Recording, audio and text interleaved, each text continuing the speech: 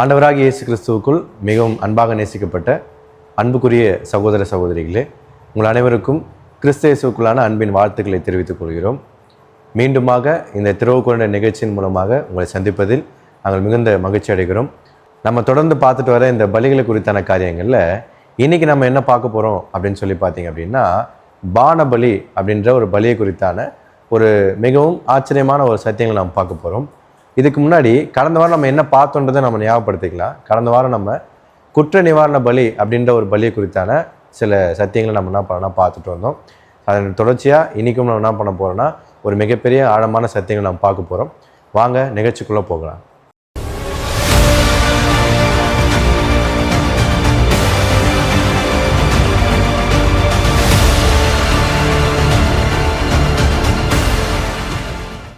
அன்பான சகோதர சகோதரிகளே, இந்த நாளிலும் நாம் பானபலி குறித்ததான ஆவிக்குரிய அர்த்தங்களை தான் பார்க்க போகிறோம். பாருங்கள், இந்த பானபலியை குறித்து லேவியராமத்தில் சொல்லப்பட்ட அந்த வசனங்களை வாசிக்கிறதுக்கு முன்னாடி இந்த பானபலியினுடைய முறைமைகள் என்ன அப்படின்றத நம்ம வாசிக்கலாம். பாருங்கள், யாத்ராகமம் 29ஆம் அதிகாரம் 39ஆம் வசனம் 40ஆம் வசனம். ஒரு ஆட்டுக்குட்டியை காலையிலும் மற்ற ஆட்டுக்குட்டியை மாலையிலும் பலியிடுவாயாக. ஒரு மரக்காலில் 10 1 பங்கானதும் இழுத்து பிடிந்து கார்படி எண்ணெயில் பிசைந்ததுமாகிய மெல்லிய மாவையும் பானபலியாக கால்படி திராட்சை ரசத்தையும் ஒரு ஆட்டுக்குட்டியுடனே படைப்பாயாக. அப்போ இந்த பானபலியில் தேவன் சொன்ன முறைமைகள் என்னன்றதை பார்க்கும் பொழுது ஒரு ஆட்டுக்குட்டி இருக்கணும். அதே மாதிரி மெல்லிய மாவு அதில் என்ன பண்ணியிருக்கணும்னா எண்ணெயில் பிசைந்த மெல்லிய மாவாக இருக்கணும். அதே மாதிரி திராட்சை ரசத்தை பானபலியாக செலுத்தணும் அப்படின்ற விஷயங்களை சொல்லியிருக்கான்றதை பார்க்குறோம். ஸோ இதைத்தான் பானபலியில் தேவன் கொடுத்த கட்டளைகள் அப்படின்றத பார்க்குறோம். இந்த பானபலியினுடைய முறைமைகள் லேவியராகமத்தில் எங்கே சொல்லப்பட்டிருக்குன்றதை பார்க்கும்பொழுது லேவியராகமம் 23ஆம் அதிகாரம். இந்த லேவியராகமம் 23ஆம் அதிகாரம் நமக்கு தெரியும். ஸோ இந்த லேவியராகமம் 23ஆம் அதிகாரத்தில் முக்கியமாக இந்த இஸ்ரேல் ஜனங்களுடைய பிரதான மாதமாகிய நீசான் மாதத்தில் அசைவாட்டும் பண்டிகை அப்படின்ற ஒரு பண்டிகை இருக்குது. அதாவது இஸ்ரேல் ஜனங்கள் தங்கள் வயல்களில் அந்த அறுத்த அறுப்பின் முதற் பலன்களை என்ன பண்ணுவாங்கன்னா தேவனிடத்தில் போய் அசைவாட்டும் பலியாக செலுத்துவாங்க. ஸோ அது எப்போ செலுத்துவாங்கன்றதை பார்க்கும் பொழுது லேவியராகமம் 23ஆம் அதிகாரம் 11ஆம் வசனத்தில் ஆசாரியன் அந்த கதிர்கட்டை ஓய்வு நாளுக்கு மறுநாளில் கர்த்தருடைய சன்னதியில் அசைவாட்ட வேண்டும் அப்படின்ற காரியங்களை சொல்கிறார். ஸோ இது எப்போ செலுத்துகிறாங்கன்னா அந்த நீசான் மாதம், அதுவும் குறிப்பிட்ட அந்த பஸ்கா பண்டிகைக்கு அடுத்து வரக்கூடிய அந்த நாட்களில் இந்த காரியங்களை செய்வாங்கன்றத பார்க்குறோம். ஸோ அதனை தொடர்ந்து அந்த அசைவாட்டும் பண்டிகையில் இந்த பானபலியை செலுத்த சொல்கிறார். அது எங்கே வருதுன்னா 13ஆம் வசனத்தில் வருது. அந்த கடைசி லைனை மட்டும் நான் வாசிக்கிறேன். திராட்சை ரசத்தில் கார்படியாகிய பானபலியும் செலுத்த கடவீர்கள்னு சொல்கிறார். ஸோ இங்கே ஒரு வாட்டி இந்த பானபலியை செலுத்த சொல்கிறாரு. ஸோ இதனை தொடர்ந்து இந்த ஓய்வு நாளில் இந்த அசைவாட்டும் பண்டிகையில் இந்த பானபலியை செலுத்துகிறாங்க. அதனை தொடர்ந்து இந்த ஓய்வு நாள்லேருந்து 49 நாட்கள் என்ன சொல்கிறார். ஸோ இந்த 49 நாட்கள் கழித்து 50ஆவது நாளில் திரும்பியும் இந்த ஒரு முறைமையை செய்ய சொல்லுவாங்க. ஸோ அந்த முறைமையிலும் பானபலியை என்ன பண்ண சொல்லுவார்னா தேவன் செலுத்த சொல்லுவார். ஸோ அதை எங்கே நம்ம வாசிக்கலாம்னா 16ஆம் வசனத்தில் 7ஆம் ஓய்வு நாளுக்கு மறுநாள் ஆகிய 50ஆம் நாள் மட்டும் எண்ணி கர்த்தருக்கு புதிய போஜன பலியை செலுத்த கடவீர்கள். அப்புறம் 18ஆம் வசனத்தில் நம்ம வாசிக்கும் பொழுது கடைசியாக போஜன பலியையும் பானபலியும் செலுத்துங்கள்னு சொல்லியிருக்காரு. ஸோ இந்த முறைமைகள் தான் பானபலியை குறித்து லேவியராகமத்தில் தேவன் சொன்ன முறைமைகள். அப்போ இந்த பானபலியை லேவியராகமத்தில் பார்க்கும் பொழுது 2 இடத்துல பண்ணுறாங்க. ஒன்று அந்த இஸ்ரேல் ஜனங்களுடைய பிரதான மாதமாகிய நீசான் மாதத்தில் அந்த அறுவடையின் முதற் பலன்களை அவங்க அசைவாட்டும் பண்டிகையாக அந்த பண்டிகையில் அசைவாட்டுறாங்க. ஸோ அந்த பண்டிகையில் பானபலியை செலுத்த சொல்கிறாங்க. அதனை தொடர்ந்து அந்த பண்டிகையிலிருந்து 49 நாட்கள் எண்ணி 50ஆம் நாளில் திரும்பியும் அந்த புதிய போஜன பலியை செலுத்தும் பொழுது அந்த ஒரு காலத்துலேயும் இந்த பானபலியை சேர்த்து தேவன் என்ன சொல்கிறாருன்னா பண்ண சொல்கிறாருன்னு பார்க்குறோம். ஸோ இது பொருளை நம்ம எப்படி புரிஞ்சுக்கலான்றதை பார்க்கும்பொழுது இந்த நீசான் மாதம் 14ஆம் தேதியிலேருந்து தொடர்ந்து வரக்கூடிய இந்த அசைவாட்டும் பலி யாரை அடையாளப்படுத்துதுன்னா நம்ம ஆண்டவராகிய இயேசு கிறிஸ்து மரித்து உயிரோடு எழுந்த அந்த ஒரு காலப்பகுதியை அடையாளப்படுத்துது. ஏன்னா நம்ம ஆண்டவராகிய இயேசு கிறிஸ்துவும் அதே நீசான் மாதம் அந்த 14ஆம் தேதிக்கு அடுத்த வரக்கூடிய அந்த 3 நாள் கழித்து என்ன பண்ணுறாருன்னா உயிரோடு வரான்றதை பார்க்குறோம். அப்போ இந்த அசைவாட்டும் பலி யார் அடையாளப்படுத்துனா கிறிஸ்து மரித்தோரிலிருந்து முதற் பலனாக எழுதக்கூடிய அந்த ஒரு காரியங்களை அடையாளப்படுத்துது.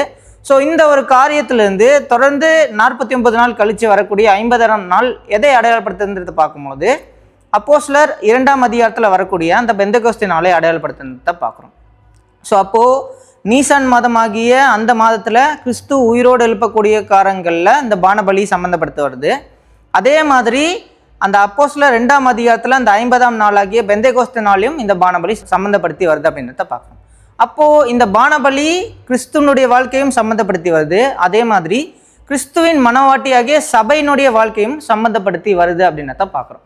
சரி, அப்போது இந்த பானபலி கிறிஸ்துவனுடைய வாழ்க்கையில் எப்படி சம்மந்தப்படுத்தி வருது, அதே மாதிரி கிறிஸ்துவின் மனவாட்டியாகிய சபையின் வாழ்க்கையில் இந்த பானபலி எப்படி சம்மந்தப்படுத்தி வருது அப்படின்ற காரியங்களை இப்போ பொருளாக நம்ம பார்க்க போகிறோன்றத பார்க்குறோம். அப்போது இந்த பானபலியில் என்னென்ன பொருட்கள் பயன்படுத்தியிருக்காங்க அப்படின்றத பார்க்கும்பொழுது மெல்லிய மாவு பயன்படுத்தியிருக்காங்க, அப்புறம் எண்ணெய் இதோட சேர்க்க சொல்லியிருக்காங்க, அப்புறம் திராட்சை ரசம் சேர்க்க சொல்லியிருக்காங்க. சரி, அப்போ மெல்லிய மாவு நம்முடைய ஆண்டவராகிய இயேசு கிறிஸ்துவின் வாழ்க்கையில் எதை அடையாளப்படுத்துது அப்படின்றத பார்க்கும்பொழுது அவருடைய பரிசுத்தமான வாழ்க்கையை அடையாளப்படுத்துது. அவர் இந்த பூமியில் அந்த ஞானஸ்தானத்திலிருந்து 3.5 வருடங்கள் தேவனுக்காக செய்த அந்த பரிசுத்தமான ஊழியத்தையும் அந்த வாழ்க்கையும் அடையாளப்படுத்துது அப்படின்றத பார்க்குறோம். ஸோ இதை எப்படி நம்ம புரிஞ்சுக்கலான்றதை பார்க்கும்பொழுது மத்திய 26ஆம் அதிகாரம் 26ஆம் வசனத்தை நம்ம வாசிக்கும் பொழுது அதில் என்ன சொல்லுவான்றதை பார்க்கும்பொழுது நம்முடைய ஆண்டவராகிய இயேசு கிறிஸ்து அந்த போஜனத்தில் சீஷர்களுக்கு அப்பத்தை பிட்டு கொடுப்பார். அதில் அவர்கள் போஜனம் பண்ணுகையில் இயேசு அப்பத்தை எடுத்து ஆசீர்வதித்து அதை பிட்டு சீஷர்களுக்கு கொடுத்து, நீங்கள் வாங்கி புசியுங்கள், இது என்னுடைய சரீரமாக இருக்கிறது. அப்போது என்னுடைய சரீரம்னு சொல்லும் போது நான் உங்களுக்காக என்னுடைய வாழ்க்கையை என்ன பண்ணியிருக்கேன்னா தேவனிடத்தில் அர்ப்பணித்திருக்கிறேன், என்னுடைய பரிசுத்தமான வாழ்க்கையை தேவனிடத்தில் கொடுத்துருக்கேன், அந்த வாழ்க்கையை தேவன் என்ன பண்ணுறான்னா உங்களுக்காக கொடுக்க போகிறார் அப்படின்ற காரியத்தை இந்த ஒரு மாவாகிய இந்த ஒரு அப்பமாகிய இந்த ஒரு காரியங்கள் அடையாளப்படுத்துறதை பார்க்கணும். அப்போ மெல்லிய மாவு அப்படின்றது கிறிஸ்துவின் வாழ்க்கையில் அவருடைய பரிசுத்தமான வாழ்க்கையை அடையாளப்படுத்துறதுன்றதை பார்க்குறோம். சரி, இப்போது இந்த மெல்லிய மாவானது சபைக்கு எப்படி அடையாளப்படுத்தி வருகிறது அப்படின்றத பார்க்கும் பொழுது நாம் நம்முடைய ஆண்டவராகிய இயேசு கிறிஸ்துவை போல மாறுறதுக்காக தான் இந்த பூமியில் வந்திருக்கோம். அப்போது அவருடைய பரிசுத்தமான வாழ்க்கையை நம்ம உட்கொள்ளும் பொழுது, அதை புசிக்கும் பொழுது நாமும் அவருடைய வாழ்க்கைக்கொத்த ஒரு வாழ்க்கையை நம்ம வாழணும் அப்படின்றத நம்ம பார்க்குறோம். ஸோ இதை எப்படி நம்ம புரிஞ்சுக்கலான்றதை பார்க்கும் பொழுது 1 யோவான் 2ஆம் அதிகாரம் 6ஆம் வசனத்தில் நம்ம பார்க்கும் பொழுது அவருக்குள் நிலைத்திருக்கிறேன் என்று சொல்லுகிறவன் அவர் நடந்தபடியே தானும் நடக்க வேண்டும். அப்போ பாருங்கள், நம்முடைய ஆண்டவராகிய இயேசு கிறிஸ்து அந்த 3.5 வருட வாழ்க்கையை பார்த்தீங்கன்னா ஒரு பரிசுத்தமான ஒரு வாழ்க்கையை வாழ்ந்தார் அப்படின்றத பார்க்குறோம். அப்போ நாம் நம்முடைய ஆண்டவராகிய இயேசு கிறிஸ்து அந்த பரிசுத்தமான வாழ்க்கையை உட்கொள்ளும் பொழுது நாமளும் அவர் நடந்தபடியே நாமளும் நடக்க வேண்டும் அப்படின்ற ஒரு காரியங்களை நம்ம புரிஞ்சுக்கிறோம். ஸோ இதுக்கு இன்னொரு வசனம் கூட வாசிக்கலாம் பாருங்கள்.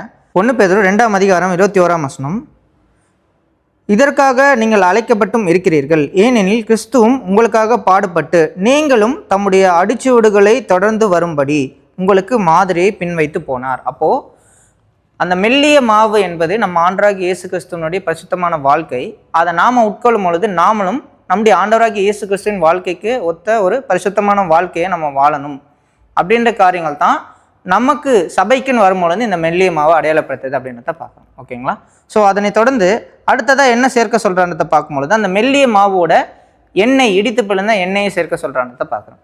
அப்போ இந்த இடித்து பிழுந்த எண்ணெய் எதை அடையாளப்படுத்துன்றதை பார்க்கும்பொழுது நம்முடைய ஆண்டவராகிய இயேசு கிறிஸ்துவனுடைய வாழ்க்கையில் வரும்பொழுது பிதாவாகிய தேவன் நம்முடைய ஆண்டவராகிய இயேசு கிறிஸ்துவை பரிசுத்த ஆவியினாலும் வல்லமையினாலும் என்ன பண்ணியிருக்கான்னா அபிஷேகம் பண்ணியிருக்கான்றதை பார்க்கணும். அப்போ இந்த எண்ணெய் அப்படின்றது அந்த பரிசுத்த ஆவியினால் செய்யப்படக்கூடிய அபிஷேகத்தினாலும் அந்த வல்லமையும் அடையாளப்படுத்துது அப்படின்றத பார்க்குறோம். ஸோ இதை நம்ம எங்கே வாசிக்கலான்றதை பார்க்கும்பொழுது அப்போஸ்தலர் 10ஆம் அதிகாரம் 38ஆம் வசனத்தில் நம்ம வாசிக்கலாம் பாருங்கள். நசரேயனாகிய இயேசுவை தேவன் பரிசுத்த ஆவியினாலும் வல்லமையினாலும் அபிஷேகம் பண்ணினார். அப்போது இந்த மெல்லிய மாவானது நம்முடைய ஆண்டவராகிய இயேசு கிறிஸ்துக்கு தேவன் பரிசுத்த ஆவியையும் வல்லமையும் அளவில்லாமல் என்ன பண்ணியிருக்காங்கன்னா கொடுத்திருக்கிறார் அப்படின்ற விஷயங்களை இயேசு கிறிஸ்துவின் வாழ்க்கையை சம்மந்தப்படுத்தி நம்ம புரிஞ்சுக்க முடியும். சரி, இந்த எண்ணெய் நம்முடைய வாழ்க்கை, அதாவது சபையுடைய வாழ்க்கைக்கு எப்படி ஒப்பிட்டு வருது அப்படின்றத பார்க்கும்பொழுது நமக்கும் நம்முடைய ஆண்டவராகிய இயேசு கிறிஸ்துவை நாம் ஏற்றுக்கொள்ளும் பொழுது தேவன் இயேசு கிறிஸ்து மூலமாக நமக்கு என்ன தரார் அப்படின்றத பார்க்கும்பொழுது பரிசுத்த ஆவியை தரார் அப்படின்றத பார்க்குறோம். ஸோ இதை குறித்து நம்ம வாசிக்கலாம் பாருங்கள். யோவான் 14ஆம் அதிகாரம் 16ஆம் வசனத்தில் நான் பிதாவை வேண்டிக் கொள்வேன், அப்பொழுது என்றென்றைக்கும் உங்களோடு இருக்கும்படிக்கு சத்திய ஆவியாகிய வேறொரு தேற்றவாளனை அவர் உங்களுக்கு தந்தருளுவார். அப்போ பாருங்க, இந்த எண்ணெய் நம்முடைய ஆண்டவராகிய இயேசு கிறிஸ்துவின் வாழ்க்கையில் பரிசுத்த ஆவியை தேவன் அவருக்கு அளவில்லாமல் கொடுத்திருக்கிறார். அதே போல நமக்கும் என்ன பண்ணியிருக்காருன்னா, நம்ம ஆண்டவராகிய இயேசு கிறிஸ்துவை ஏற்றுக்கொள்ளும் பொழுது இந்த பரிசுத்த ஆவியை என்ன பண்ணுறாருன்னா நமக்கும் தரார் அப்படின்றத பார்க்குறோம். ஓகேங்களா? சரி, அடுத்ததை நம்ம பார்க்கும் பொழுது திராட்சை ரசம் என்ன பண்ண சொல்கிறாருன்னா இந்த பானபலியில் சேர்க்க சொல்கிறான்றதை பார்க்குறோம். அப்போ திராட்சை ரசம் எதை அடையாளப்படுத்துது? நம்முடைய ஆண்டவராகிய இயேசு கிறிஸ்துவின் வாழ்க்கையில் இந்த திராட்சை ரசம் எதை அடையாளப்படுத்துது அப்படின்றத பார்க்கும்பொழுது, நம்முடைய ஆண்டவராகிய இயேசு கிறிஸ்து நமக்காக கொடுத்த அவருடைய ஜீவனை அடையாளப்படுத்துது, நமக்காக அவர் கொடுத்த அந்த மீட்கும் பொருளை அடையாளப்படுத்துது அப்படின்றத பார்க்குறோம்.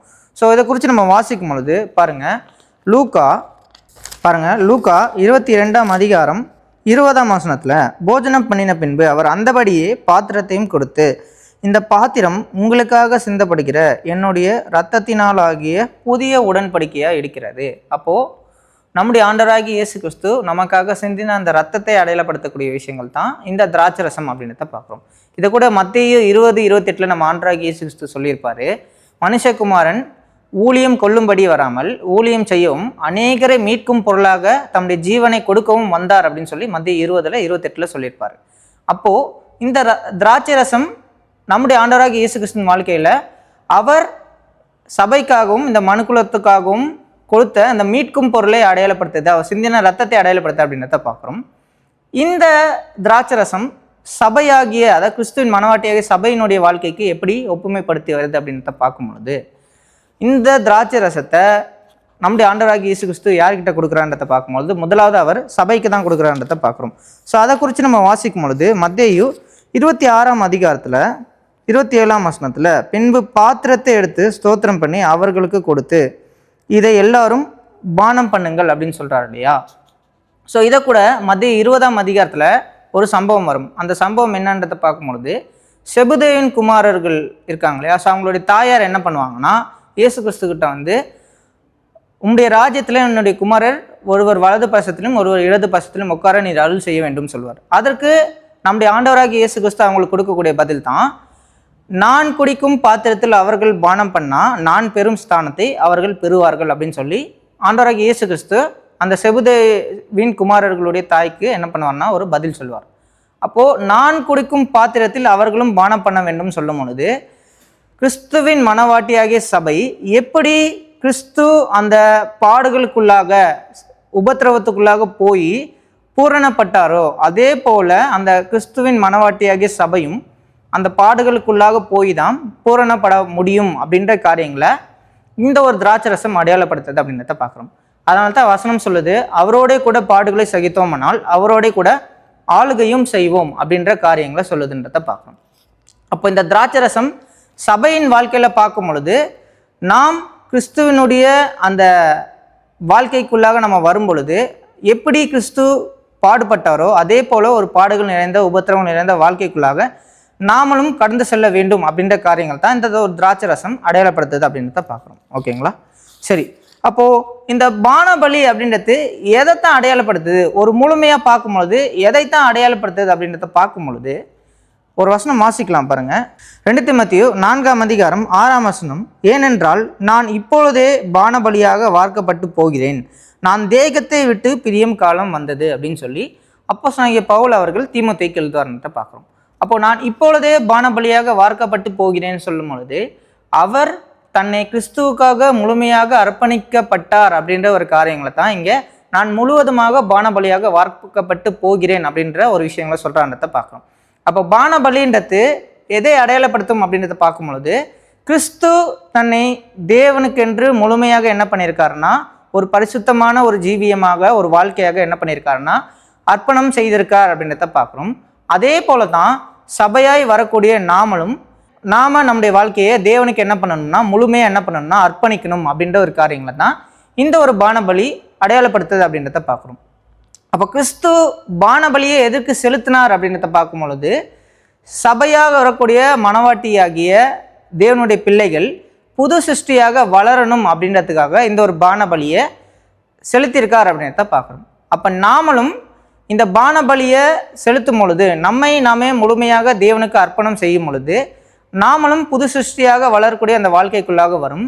அதே மாதிரி மற்ற சகோதர சகோதரிகளையும் புது சிருஷ்டியாக மாறக்கூடிய அந்த வாய்ப்புக்குள்ளாக நாம் கொண்டு வரோம் அப்படின்றத பார்க்குறோம். ஸோ இந்த முக்கியமான காரியங்களுக்காகத்தான் இந்த பானபலி அப்படின்ற ஒரு விஷயங்கள் தேவன் ஏற்படுத்தியிருக்காரு. அதை கிறிஸ்துவும் செய்திருக்கிறாரு.